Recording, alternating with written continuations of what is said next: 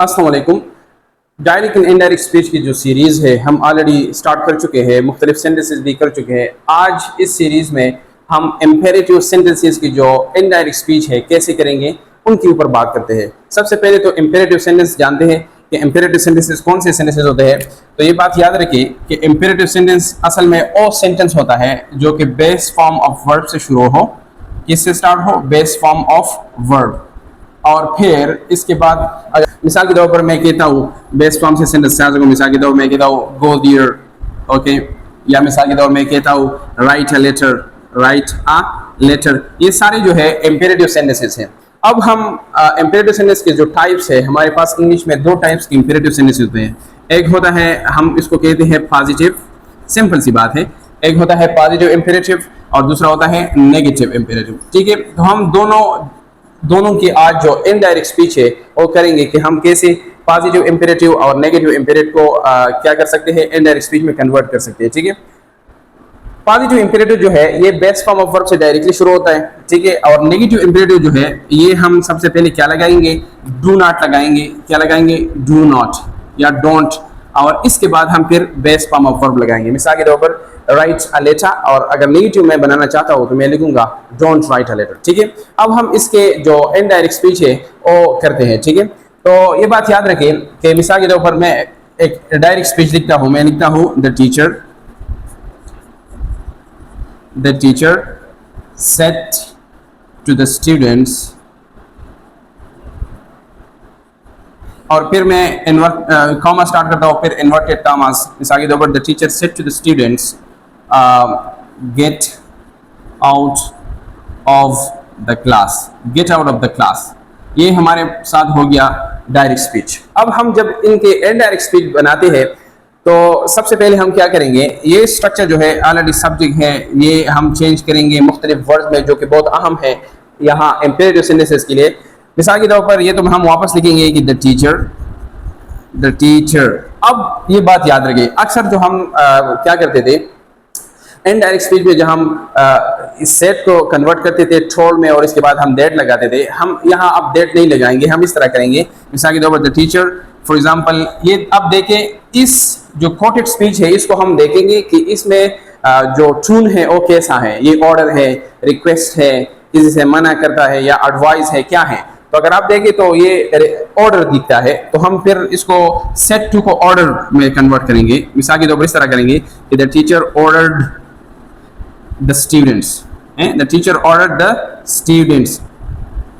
अच्छा, जब ये ऑब्जेक्ट आप लिख ले तो ऑब्जेक्ट के बाद हम क्या लगाएंगे, टू लगाएंगे। ठीक है, और इस टू के बाद यहाँ जो फर्स्ट फॉर्म ऑफ वर्ब था या बेस फॉर्म ऑफ वर्ब था वो लगाएंगे।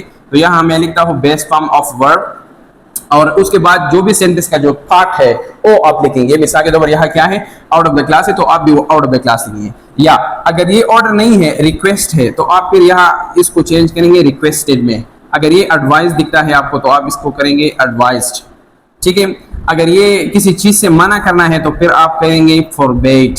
क्या कहेंगे, फॉरबेड। तो इस तरह होगा सेंटेंस कि the teacher ordered the students, यहाँ फिर टू है, to get out of the class है, the teacher ordered the students to get out of the class. तो ये एक पॉजिटिव इंपेरेटिव सेंटेंस है। इनडायरेक्ट स्पीच में क्या किया हमने, चेंज किया।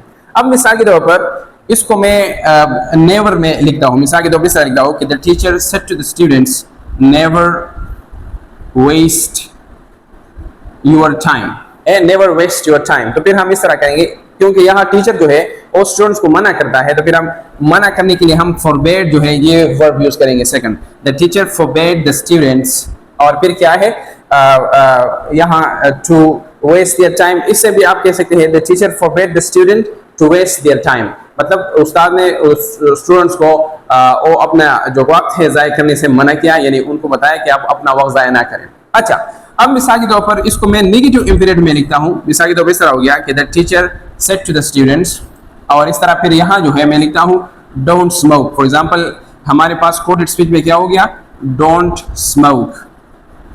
ये हमारे पास हो गया नेगेटिव इंपेरेटिव। सेम सेंटेंस है, जो यहाँ रिपोर्टिंग स्पीच है ये भी सेम है, लेकिन कोटेड स्पीच में हमने नेगेटिव इंपेरेटिव लगाया। अब हम क्या करेंगे, ये वापस लगाएंगे, ये भी वापस लगाएंगे। ठीक है, लेकिन यहाँ फॉरबेड की आप जरूरत नहीं है, अब यहाँ फॉरबेड ना लगाएं अब। ठीक है, मिसाल के तौर पर इस तरह कहूंगा मैं कि द टीचर, ये वांट भी आप कर सकते हैं, want the teacher want the students, और फिर हम स्टूडेंट्स के बाद नॉट लगाएंगे। क्या लगाएंगे? नॉट। कब? ये जब नेगेटिव इंपेरेटिव हो, ठीक है। और फिर वो उसके बाद ओ टू लगाएंगे और बेस फॉर्म ऑफ वर्ब लगाएंगे। मिसाल के तौर पर इसका जो इनडायरेक्ट होगा नेगेटिव इंपेरेटिव का, वो इस तरह होगा कि the teacher want the students not to smoke, ठीक है। तो बहुत इजी स्ट्रक्चर है। जब पॉजिटिव इंपेरेटिव आप चेंज करना चाहते हैं तो आप सब्जेक्ट लगाएंगे, वर्ब, ये जो सेट टू है ये आप मुख्तलिफ वर्ड्स में चेंज करेंगे, और फिर ऑब्जेक्ट अगर है लगाए, फिर टू लगाए, फिर बेस फॉर्म ऑफ वर्ब। यहाँ जो बेस फॉर्म ऑफ वर्ब था, क्योंकि इंपेरेटिव सेंटेंस जो है बेस फॉर्म ऑफ वर्ब से शुरू होता है, तो यहाँ हम टू के बाद वही फॉर्म दोबारा लगाएंगे, और फिर अगर प्रोनाउन चेंज है तो लगा लें, ठीक है। बाकी टेंस चेंज कोई नहीं है, क्योंकि यहाँ तो सिर्फ बेस फॉर्म ऑफ वर्ब हम लगाते हैं और इसके आगे टू लगाते हैं। जब नेगेटिव इंपेरेटिव हो तो फिर सिर्फ आप यहाँ जो ऑब्जेक्ट है उसके बाद क्या लगाए? नॉट लगाए, और फिर वही सेम स्ट्रक्चर को दोबारा फॉलो करें, ठीक है। तो ये था आज का वीडियो, जिसमें आपने सीखा कि हम कैसे डायरेक्ट स्पीच की जो इंपेरेटिव सेंटेंसेस हैं हम इनडायरेक्ट में कन्वर्ट करते हैं, ठीक है। उम्मीद है आपने कुछ सीखा होगा। अगर स्टिल कोई कंफ्यूजन है तो आप मुझसे पूछ सकते हैं कमेंट सेक्शन में। मैं कोशिश करूंगा कि वो क्लियर करूँ। Thank you for watching.